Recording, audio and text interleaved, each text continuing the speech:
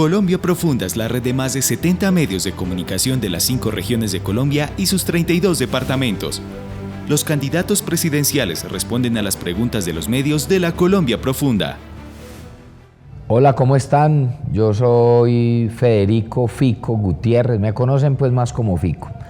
Pero miren, yo quiero comenzar a responder las preguntas de este ejercicio periodístico serio que han hecho a través de más de 70 medios regionales dentro de lo que han denominado la Colombia Profunda, esa que yo me he recorrido, esa que yo conozco y por la que tanto hay que trabajar a través de un medio articulador como Quién y Qué. Pero además, antes de responderla, les quiero felicitar, agradecerles también por esta invitación y que me den la oportunidad de llegar a cada una de las regiones. La Colombia Profunda es la que yo he conocido, la que me he recorrido de punta a punta, de norte a sur, de sur a norte, de oriente a occidente y de occidente a oriente. Me la he recorrido completica. Y son aquellas comunidades a las que el Estado no ha llegado, a donde no hay Estado, que hay ilegalidad, a donde no llega ni siquiera el Internet, a donde no llegan las vías terciarias o las vías más importantes, a donde no hay escuelas, donde no hay justicia, pero donde está la riqueza más grande, que es su gente y nuestra diversidad a través de especies, nuestra diversidad en términos ambientales, y ver lo que significa nuestro país alrededor de nuestras minorías étnicas, de nuestra afrocolombianidad, de nuestras comunidades indígenas y esas riquezas naturales. O sea, ahí es donde está el potencial más grande de Colombia, a donde no hemos mirado y a donde tenemos que mirar y concentrarnos. Colombia es un país de ríos y humedales como de bosques. Los ríos están acompañados de bosques que hacen parte de lo que llamamos las rondas hídricas. Estas rondas hídricas han sido devastadas, deforestadas, y buena parte de la problemática que hoy sentimos en el territorio colombiano con las inundaciones y los riesgos que tienen las personas que viven allí son significativos. ¿Qué hará usted como posible presidente para comenzar a corregir este problema de décadas, de volver a recuperar las cuencas hidrográficas? Es una realidad, y yo lo vi estando justamente en Amazonas, y cómo se va generando un problema para las comunidades que viven inclusive a orillas también de los ríos, y cómo esa deforestación ha venido generando una degradación fuerte alrededor de las orillas que pone en riesgo a las mismas comunidades. El problema de deforestación en Colombia es inmenso. Tenemos un reto al 2030 como Colombia, como país, y es cero deforestación. Nosotros tenemos una meta en nuestro programa de gobierno y es reducir la deforestación en 54.000 hectáreas, que sería la mitad en esos 4 años para ir cumpliendo esa meta. Pero se necesita dos cosas. Una, se da porque hay grupos ilegales que deforestan, y otra también es que por necesidades también las comunidades, al no tener sustento económico, lo que hace también es deforestación. Vamos a hacer el programa de pago por servicios ambientales para cuidar las orillas, para cuidar las fuentes hídricas, y es un tema importante que está ya en nuestro programa de gobierno. La capital del Amazonas, paradójicamente, a orillas del río más caudaloso, no tiene agua potable ni la capacidad para la recolección de los residuos sólidos, y se vierten las aguas residuales a través de las alcantarillas a esta importante fuente hídrica. ¿Qué proponen ustedes como candidatos para resolver estos problemas que amenazan la Amazonía colombiana? Bueno, imagínate que yo conocí a Fernando y le mando un abrazo. Lo he conocido en mis visitas a Leticia y Amazonas. Y así como en Amazonas, en Leticia, no hay agua potable en muchas partes o alcantarillado, lo mismo pasa en muchos de los territorios olvidados. O sea que esa es la prioridad, el tema de saneamiento, el tema de acueductos, alcantarillados, pero también algo fundamental, que es el tema de la conectividad digital, y eso es fundamental también llevarlo a cabo en las regiones. Yo he conocido la realidad de Leticia, de Amazonas. El tema de salud también es complejo, es delicado, la falta de infraestructura, la falta de oportunidades, las tasas de desempleo también juvenil, y bueno, mucho por hacer, pero prioridad, llevar acueductos, alcantarillados y conectividad. Con preocupación vemos que uno de los graves problemas que tiene el daño ecológico en nuestra región es la falta de actuación, la falta de reacción de las corporaciones. Como presidente, ¿cuál va a ser su actuación para que estas corporaciones en realidad actúen y trabajen para lo que fueron creadas? Vos te referís a las corporaciones autónomas regionales de control ambiental. Lo primero es que cumplan su función, porque tienen herramientas, tienen recursos y deben ejercer el control, pero también debe ir acompañado de institucionalidad del Estado. Por ejemplo, vemos un daño inmenso para nuestros ríos a través de lo que tiene que ver con temas de minería ilegal, y en eso la actuación no debe ser de corporaciones solo autónomas regionales, sino también acompañados de la fuerza pública. Lo mismo en términos de deforestación. Lastimosamente hemos visto la actuación de grupos organizados del crimen. De lo que hacen es justamente atentar también contra nuestro medio ambiente, es dar las herramientas, acompañar, que recepcionen bien esas denuncias y que garanticen la sostenibilidad ambiental de acuerdo también a la normatividad de cada uno de los departamentos y por supuesto del país, pero darle las herramientas y acompañarlos. Hola, doctores, ¿ustedes creen que el país ya no necesita meterle plata a las vías terciarias o los carreteables de las veredas para sacar la comida del país? Teniendo en cuenta que el 95% de las vías en Colombia, las terciarias, están vueltas miércoles, doctor, y el presupuesto es chiquitico. ¿Ustedes creen que ya no necesita uno meterle plata a eso? Cuente a ver, sobre todo que las vías se sacan es a lomo de mula, sin ingeniería y sin trabajos así que hacen ustedes los doctores. Cuenten a ver, doctores. Y tiene toda la razón. Y por eso, para poder llevar la revolución del campo, que es lo que necesita Colombia, que Colombia no necesita más revolución armada, necesitamos la revolución del campo, tenemos que llegar con vías terciarias al campo. Y la propuesta nuestra es muy concreta: triplicar la inversión de 1 billón de pesos a 3 billones de pesos, pero además contratar también con la base social, que son juntas de acción comunal, donde hemos visto en experiencias regionales cómo se logra reducir costos por kilómetro de vías terciarias y placa huella en un 25%, donde nadie se roba un peso, donde se hacen los convites, donde rinde la plata y donde las obras se hacen bien hechas. Y necesitamos que a los campesinos lleguen las vías terciarias para poder sacar sus productos. Eso es parte de nuestro enfoque de revolución del campo y infraestructura para las regiones, y sabemos de dónde los recursos y los vamos a financiar. El Catatumbo es una de las zonas más conflictivas de Colombia. El abandono del Estado ha hecho que los grupos ilegales que allí operan tengan un control casi total del territorio y que se nutran cada vez más de los cultivos de uso ilícito que han crecido vertiginosamente. De 1.900 hectáreas en 2010 pasamos a 40.100 en 2020, convirtiendo a esta región en la segunda más afectada por la presencia de sembradíos de coca. Las comunidades han planteado construir una propuesta de sustitución distinta a la que se viene dando y que le permita a más de 12.000 familias ganar su sustento desde la legalidad. ¿Cuál sería desde ya su propuesta frente a esta postura que hacen los campesinos del Catatumbo? Y cuéntenos cuál es su postura también sobre la erradicación forzada. El país entero hemos crecido de manera vertiginosa los cultivos de droga, 245.000 hectáreas de cultivos ilícitos, 5 cultivos al año. O sea que en términos de productividad es hablar que tenemos más de 1 millón de hectáreas de productivas al año de siembra de droga. Aquí es importante entender que el campesino no es el enemigo. El campesino es víctima también de estructuras criminales, y donde no hay Estado hay ilegalidad. Entonces hay unas propuestas de sustitución de cultivos, pero ¿qué necesitamos? Lo que respondía ahora don Tamalio: necesitamos vías terciarias, necesitamos distritos de riego, necesitamos sustitución de cultivos, créditos para los campesinos y que haya seguridad. O sea, que una cosa es el combate a las estructuras criminales, que hay que darlo. Y mi tema tiene que ver con sustitución de cultivos, pero sobre todo concentrarnos en la fuerza a través de ¿qué? De la interdicción de lo que son las rutas del narcotráfico y los laboratorios, que es donde nos tenemos que concentrar también. Y esa lucha hay que darla, pero al mismo tiempo hay que darle la mano a los campesinos que son víctimas de estas organizaciones criminales.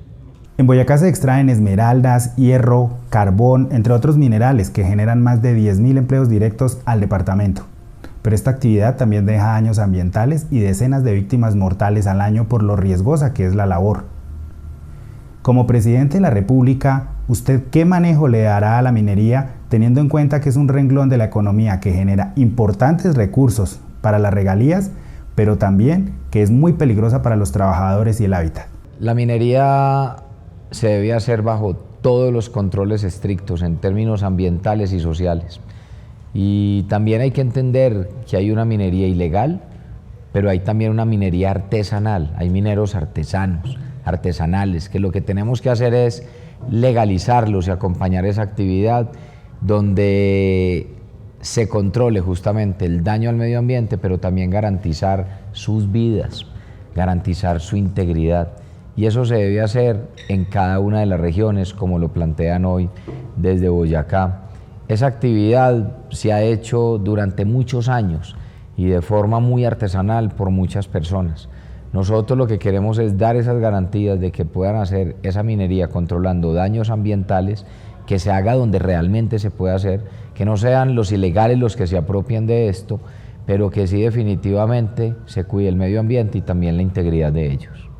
Un cordial saludo desde la ciudad de Neiva, desde el diario La Nación. Señores candidatos, para nadie es un secreto el atraso vial histórico en que ha estado el departamento del Huila y el sur de Colombia.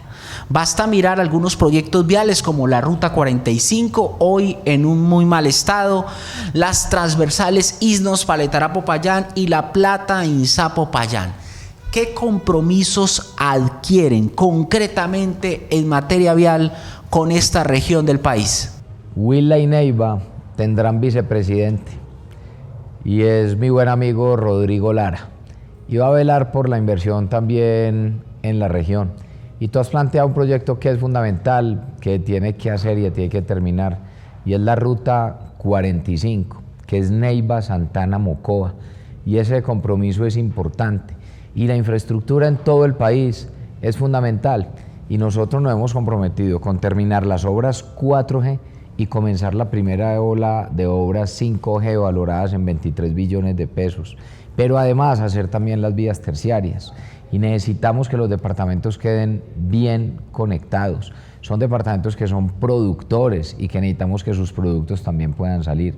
O sea que allá seguiremos. Feliz de haber estado en Neiva hace pocos días en compañía de mi amigo Rodrigo, y vuelvo y les digo, qué mejor garantía de que van a tener vicepresidente y que es de región. Según la Contraloría, el proyecto Distrito de Riego Triángulo del Sur del Tolima es el elefante más grande de la región. La megaobra empezó en el 2005 con un presupuesto superior a los 388.000 millones. Se hicieron 8 adiciones y se calculó un valor final de más de 500.000 millones. Quedó inconcluso en el 2014 y no hay certeza de cuántos recursos se necesitan ni de dónde saldrán para culminarlo. ¿Conoce el inventario de elefantes blancos que hay en el país y qué hará para concluir estas obras? Bueno, un abrazo para Adriana. Son muchos los elefantes blancos que hay en el país. Unos de unas obras que son inclusive inoficiosas, que no les sirven a las comunidades y donde hay grandes indicios de corrupción y donde los responsables tienen que ser castigados y se tienen que tratar de recuperar los recursos, y para eso están las entidades de control. Segundo, hay unos proyectos que sí son fundamentales, como el que tú acabas de mencionar del Distrito de Riego, que entraremos a analizar realmente cuántos recursos necesitan, pero mirando bien cómo ha sido todo el proceso, pero que esas obras hay que buscar que se culminen porque son beneficiosas para la región y para el país. La Contraloría tiene un listado completo de cuáles son esos elefantes blancos y de ver la forma de cómo desde el Estado se debe contribuir a que se terminen, vigilando la ejecución de cada uno de los proyectos y la administración de los recursos. Todos los años los pueblos de la región Caribe, Magdalena, Bolívar, Atlántico, sufren la misma calamidad, el desbordamiento de los ríos y afluentes. En este caso, ¿qué van a hacer ustedes para proteger a esas poblaciones, para que no sigan viviendo el flagelo de las inundaciones y mantener una canalización y un mantenimiento particularmente del río Magdalena? Quisiéramos saber qué piensan sobre ese aspecto. Mira, Jorge, las inundaciones son pan de cada día cuando llega el invierno. Hay unos temas que son fundamentales que tienen que ver también con aspectos como la navegabilidad del río Magdalena y temas del dragado, que van a ser también fundamentales, y muchas de esas obras tienen que hacer proyectos como el Canal del Dique en algunas regiones, proyectos como el de La Mojana, donde yo también me he comprometido en la ejecución de un proyecto donde ya tiene documento COMPES, por ejemplo, por valor superior a los 2.3 billones de pesos. Es que tenemos que proteger a las comunidades que sufren cada que hay un invierno, donde lo pierden todo y donde nuestros campesinos terminan perdiendo también las cosechas. Eso es uno de los temas urgentes que hay que resolver en la región. Apreciados candidatos, según cifras del DANE, la mitad de la población cartagenera vive con menos de 360.000 pesos al mes. El 12% con menos de 140.000. 7 de cada 10 personas no come 3 veces al día. Aunque Cartagena es la ciudad capital con más pobreza del país, el panorama no es muy diferente con otras ciudades de Colombia. ¿Cuál es su propuesta para bajar los índices de pobreza en todo el país y al menos garantizar que los colombianos puedan comer 3 veces al día? Mira, hace pocos días estaba en el barrio La Herrera y me rompió el corazón ver cuando sale un niño de 5 años y lo primero que hace es jalarme pantalón y la camisa y me decía: Fico, no nos saque del Sisbén, no nos saquen del Sisbén. Son familias que están en la absoluta miseria, en el abandono total. Barrios como La Herrera, El Pozón, barrios que conocemos como Nelson Mandela y muchos otros barrios de invasión en Cartagena no tienen ni acueductos ni alcantarillados y la gente aguanta hambre. Programas fundamentales nuestros: renta básica ampliada a 5 millones de hogares, nadie puede aguantar hambre. Segundo, temas de seguridad alimentaria y por eso la inversión en el campo. Pero la renta básica no es para dejar a la gente en la pobreza, hay que irla sacando de la pobreza, hay que garantizar la educación para los niños, garantías de educación superior para nuestros jóvenes, formación laboral para nuestras madres, cabeza de familia, para las mujeres, para los hombres, y necesitamos es que haya crecimiento económico y formación, pero la pobreza es infinita. Una cosa es ir de paseo y de turismo a Cartagena y otra cosa es ver la realidad de lo que allí ocurre y la miseria con la que viven tantas familias, que de verdad duele mucho. En noviembre del 2010 se inauguró la primera etapa del Ranchería. Han pasado 12 años y el proyecto no concluye. El gobierno nacional no apropia los recursos para terminar sus otras 2 etapas. La construcción del acueducto regional para llevar agua potable a 9 municipios y 2 distritos de riego para irrigar 18.000 hectáreas de tierras. ¿Qué pueden esperar de usted de los guajiros y tantas regiones de Colombia donde el agua potable es esencial para evitar, por ejemplo, que los niños mueran por desnutrición? Y una de esas prioridades es el distrito de riego Ranchería. Y cuando nosotros hemos planteado todo lo que tiene que ver para el desarrollo del agro, para poder desarrollar nuestras tierras, son los distritos de riego. El proyecto Ranchería, la segunda etapa, tiene un valor aproximado de 1 billón de pesos y es parte de esos compromisos entre los cuales queremos invertir 8 billones de pesos en infraestructura de distritos de riego también en todo el país que se necesitan. Y ni que hablar del acueducto, el alcantarillado. ¿Cuántos niños no se mueren no solo de hambre, sino por enfermedades gastrointestinales, por no tener agua potable? Nosotros realmente creemos que esa es la prioridad, como decía mi mamá, primero el 1 que el 2. El departamento del Magdalena ha presentado problemas de agua, pero Santa Marta, que es la ciudad por excelencia turística, es la más afectada. Ante esta situación se ha declarado la calamidad pública. Los magdalenenses, ¿cuál es la garantía que tenemos para que usted sea la persona que solucione este problema? Pues yo también he estado en Santa Marta, he recorrido el Magdalena.